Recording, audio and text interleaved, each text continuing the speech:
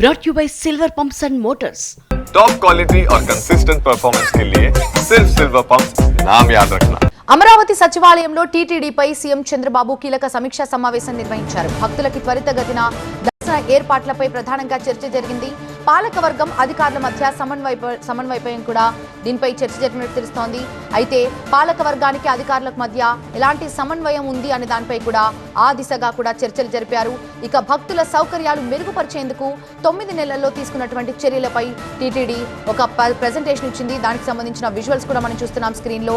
దర్శనాలు వసతి విషయంలో భక్తుల నుంచి తీసుకున్న ఫీడ్బ్యాక్ ఆధారంగా నిరీక్షణ సమయం తగ్గించడానికి అసలు ఏం చేయాలి, అలాగే స్వామివారికి విశ్రాంతి సమయంపై అర్చకుల అభ్యంతరాలు ఏంటనే దానిపై కూడా అధికారులతో సీఎం చంద్రబాబు మాట్లాడారు.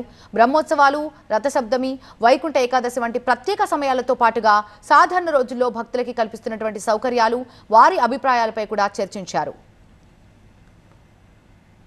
అంతేకాదు లడ్డు అన్నప్రసాదాల్లో మార్పులపై అధికారులకు నివేదిక ఇచ్చారు సీఎం. అలిపిరిలో భక్తుల కోసం బేస్ క్యాంప్ నిర్మాణం, పద్మావతి అమ్మవారి ఆలయ అభివృద్ధి ప్రణాళికపై చర్చ, తిరుమల ప్రతిష్టని పెంచడంతో పాటుగా భక్తులకు అందుతున్న సేవలపై సీఎం చంద్రబాబు ఆరా తీశారు.